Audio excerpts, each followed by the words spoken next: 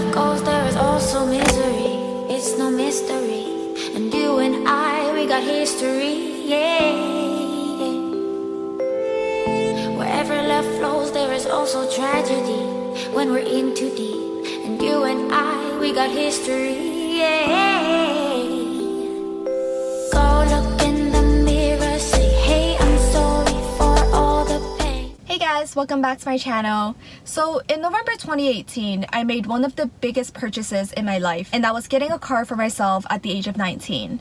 If you guys haven't guessed it from my intro already, I got a 2019 5-door Mini Cooper in the color Pepper White. And after using it for a year and a half, I thought it would be appropriate for me to summarize the pros and cons for those who may be interested in purchasing a Mini for themselves as well. So flashback to summer 2018 when I first got my G license. For those of you who doesn't live in Canada, a G license is equivalent to a full license where you can drive on the highway. From the very beginning, I knew I wanted a small car, because I wasn't that good at parking back then, and my parents didn't give me the pressure that I have to get a big car to drive my family around because both my parents had cars.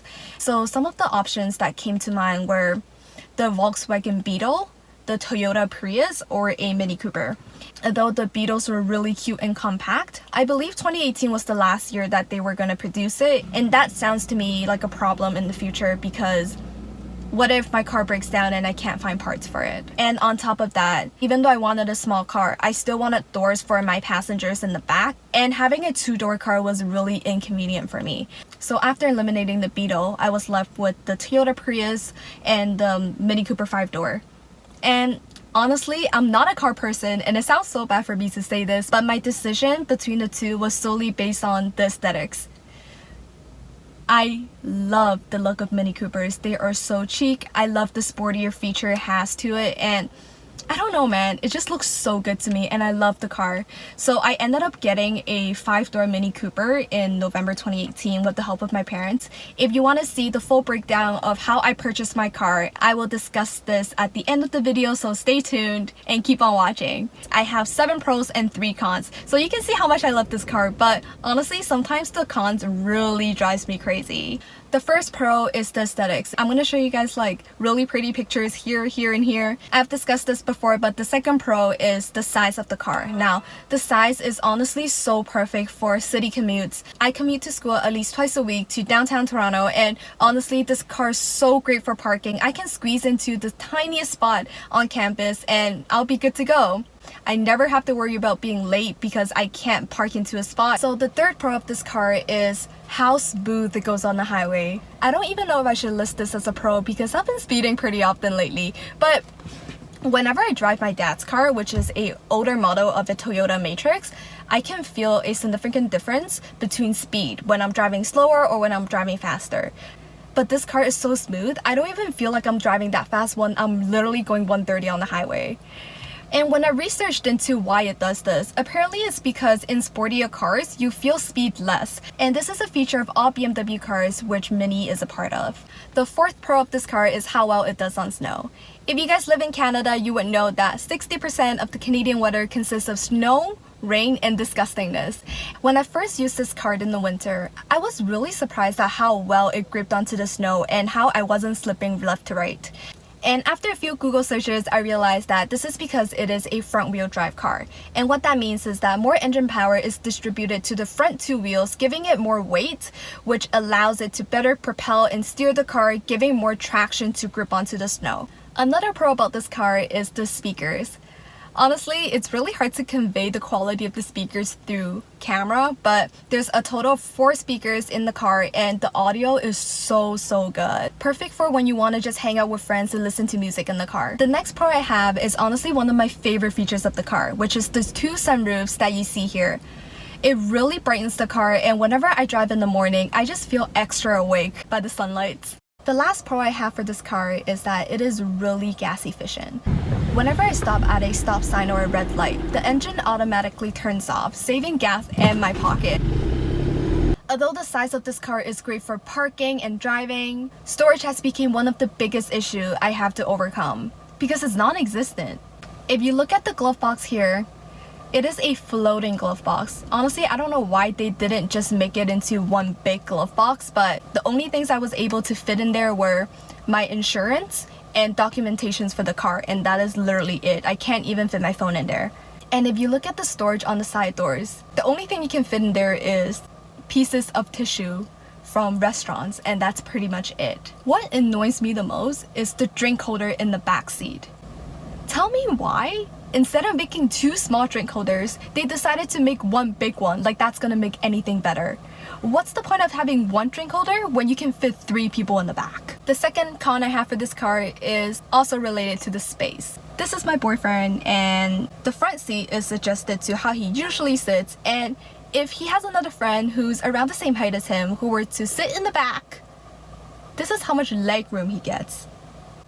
As you can see here, it's pretty much nothing. I can conclude that anyone who's taller than 5'8" cannot sit comfortably in the back of my car. And that is a big issue because I have a lot of tall friends and it just makes them not want to be in my car. The last con I have for this car is actually a pretty major one, even though it doesn't affect me as much, which is the shakiness of the car.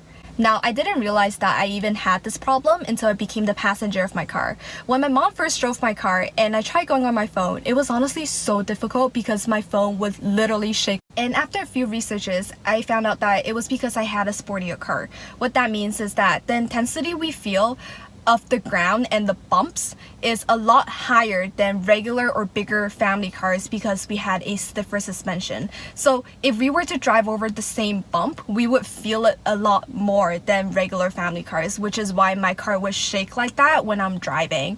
And honestly, this is not a huge problem for me because I'm usually the driver, but I kind of feel bad for my passengers because, you know, most of the time when you're in your car, you're always on your phone and it just makes it a lot more difficult for them.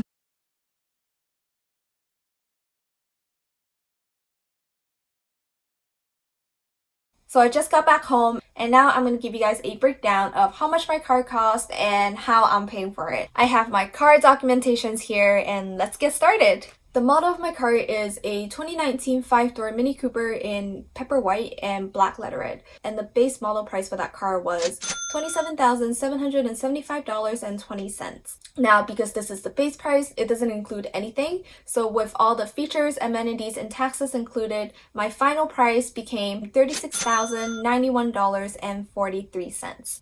Between financing and leasing, I decided to finance the car because I wanted to keep the car. If you guys don't know what the difference between financing and leasing is, financing basically means that you're paying for the car and you're eventually keeping the car.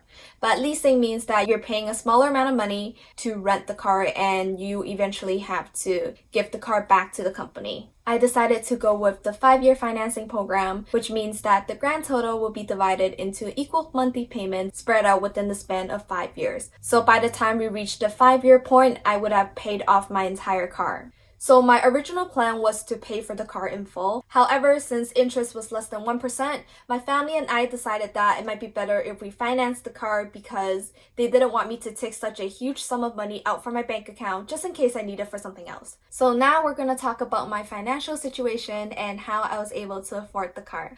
Saving has been a huge part of my life. I was taught to save ever since I was a little kid, but it didn't really get serious until I got my first job at 16 and opened a savings account. From the age of 16 to 19, I worked part-time during the school years, which was around 20 hours, and I worked full-time during the summer, which was over 40 hours a week.